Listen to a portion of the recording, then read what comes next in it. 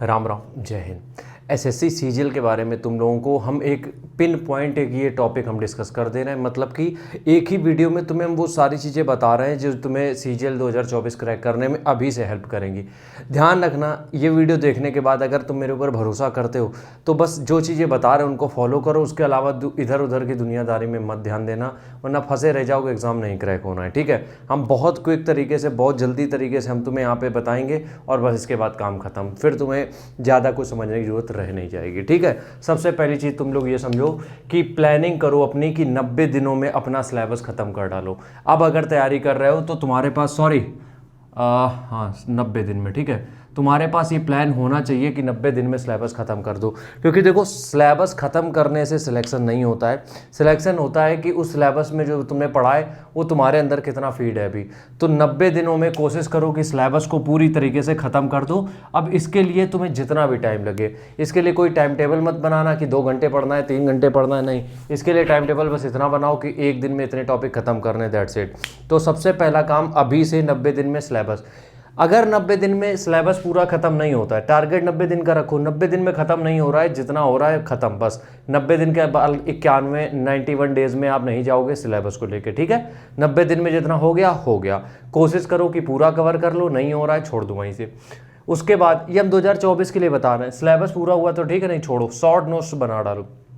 क्या करना है तुम्हें, शॉर्ट नोट्स बना लेने हैं। जितना भी तुम सिलेबस पढ़ रहे हो उसके शॉर्ट नोट्स बना डालो, और शॉर्ट नोट्स बनाने में इसके साथ ही बनेंगे शॉर्ट नोट्स। ठीक है, अब शॉर्ट नोट्स जरूरी नहीं हर एक टॉपिक के बनाओ, जिसमें तुम्हें बार बार पढ़ना पड़ रहा है, तुम्हें दिक्कत हो रही है, उसके शॉर्ट नोट्स बनाओ। किसी ने अगर तुमसे ये कहा है कि गणित के नोट्स बनाने पड़ेंगे तो इसलिए मत बनाओ, तुम इसलिए बनाओ क्योंकि गणित के नोट्स अगर तुम्हारे पास रहेंगे तो आखिरी टाइम पे तुम्हें क्वेश्चंस के बारे में पता रहेगा कि किस तरीके के क्वेश्चन पूछे जाते हैं। ठीक है, शॉर्ट नोट्स बना लिए। इसके साथ 20-25 दिन में सारी चीजों का रिवीजन करना है, 25 दिन में कम से कम, क्योंकि देखो जितना भी पढ़ा है उसका कम से कम 3 से 4 बार रिवीजन कंपलसरी है। तो जितना भी तुमने पढ़ा है उसको 20 से 25 दिन में उसका पूरा रिवीजन कर डालो। और जब रिवीजन कर रहे हो एक बात अपने दिमाग में रखना, प्रीवियस ईयर पेपर कम से कम, अब टीसीएस नहीं ले रहा है वो बात अलग है, लेकिन फिर भी प्रीवियस ईयर पेपर ध्यान में रखोगे तो तुम्हें एटलीस्ट पता रहेगा किस तरीके के क्वेश्चन आते हैं। तो इससे ये रहेगा कि तुम्हें वही टॉपिक पे ज़्यादा जोर दोगे जो पेपर में आ सकते हैं। तो 20 से 25 दिन में पूरा रिवीजन, एक बार हो सकता है, एक बार नहीं तो दोनों बार निपटा दो। ठीक है, ये तो हो गई बात, उसके आगे भी बढ़ेंगे, पहले इधर आ जाते हैं। क्लासेस के लिए अगर अभी तैयारी कर रहे हो, सिर्फ ऑनलाइन क्लास जो लेनी है वो गणित की लेनी है। क्यों हम बता रहे हैं, देखो इंग्लिश की बात करते हैं, हम रीजनिंग की बात करते हैं, ये सब अगर तुम नॉर्मल भी अगर यूट्यूब के वीडियोस देखे करोगे हो जाएगा। मैथ के लिए तुम्हें स्पेसिफिक लेना ही पड़ेगा क्लासेस, और जो कोर्सेज है वो परचेज करने पड़ेंगे, ये मेरी पर्सनल रिकमेंडेशन है। अब इसमें भी एक वो है, रिकॉर्डेड लेना, लाइव क्लासेस मत लेना। ठीक है, रिकॉर्डेड इसलिए लेना क्योंकि तुम्हें सिर्फ पैटर्न समझना है, उस पैटर्न को समझने के लिए रिकॉर्डेड क्लासेस बेस्ट है।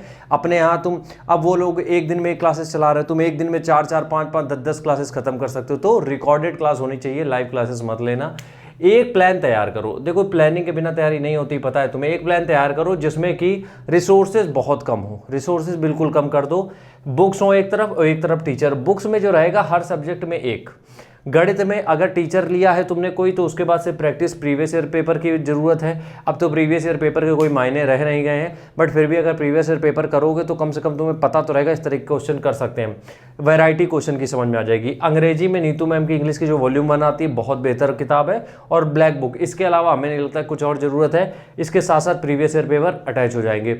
रीजनिंग में सिर्फ प्रैक्टिस बुक लेनी है जो कि प्रीवियस ईयर पेपर ही रहेगी, और उसके बाद हमारा बचता है जनरल स्टडीज, उसके लिए भी लूसेंट या फिर कौन सी लूसेंट ले सकते हो, कोई भी एक किताब। और इसके बारे में, किताबों के बारे में तो हम बता ही चुके हैं, तो बाकी तुम लोग समझ लेना कि हर सब्जेक्ट में सिर्फ एक ही किताब होनी चाहिए। जनरल स्टडीज़ की किताब लोगे तो सिर्फ एक, स्टैटिक जीके की 2 ले सकते हो, करंट अफेयर्स की 2 ले सकते हो। ठीक है, टीचर हर सब्जेक्ट का एक किस लिए होना चाहिए बताते हैं। देखो गणित के लिए तो तुम्हारे पास एक फिक्स टीचर है जो कि तुम जिससे पूरा सिलेबस अपना पढ़ रहे हो, पूरी चीज़ें पढ़ रहे हो, लेकिन उसके साथ एक सॉल्यूशन टीचर होना चाहिए। सॉल्यूशन टीचर का मतलब ये है कि अगर तुम मान लो जीएस में फंस रहे हो, ठीक है, तुम्हें कोई टॉपिक दिक्कत दे रहा है, तुम उस टीचर से पढ़ सकते हो। अगर मान लो तुम रीजनिंग में फंस रहे हो, तो कोई टॉपिक फंस रहा है तुम्हारा, तुम उस टीचर से पढ़ सकते हो। इसलिए हर सब्जेक्ट में एक टीचर तुम्हें लगेगा ही लगेगा, जिसको सॉल्यूशन टीचर बोलेंगे हम लोग। ठीक है, तो सॉल्यूशन टीचर वही करेगा, तुम्हारा मतलब एग्जैक्ट टाइम पे, उसी समय पे तुम्हारे क्वेश्चन को सॉल्व करेगा। मतलब कि ऐसा नहीं, तुम्हारे क्वेश्चन जो टॉपिक मान लो तुम्हें दिक्कत, तुम उससे तुरंत उस टॉपिक को कवर कर सकते हो। ठीक है, तो वो हो गया हमारा सॉल्यूशन टीचर। तो ये तो बात हो गई टीचर की। जब तुमने यहाँ पे प्रीवियस ईयर पेपर के साथ ये सारी चीज़ें खत्म कर ली, आखिरी में दिन जो बचते हैं उनमें सिर्फ एक ही रहता है कि 100 मॉक टेस्ट का आप टारगेट रखो।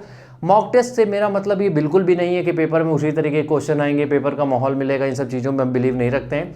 मेरा मॉक टेस्ट कहने का मतलब ये होता है तुम्हें 75 तरीके की वैरायटी के क्वेश्चन मिलते हैं। कई बार ऐसा होता है कि तुमने कुछ टाइप ऑफ क्वेश्चंस पढ़े हुए हैं, ठीक है, अगर उससे क्वेश्चन मिलता जुलता भी कुछ दूसरा आ जाता है तो बड़ी दिक्कत हो जाती है। इसलिए कोशिश करो कि कम से कम टारगेट रखो 100 मॉक टेस्ट का। राम राम, जय हिंद।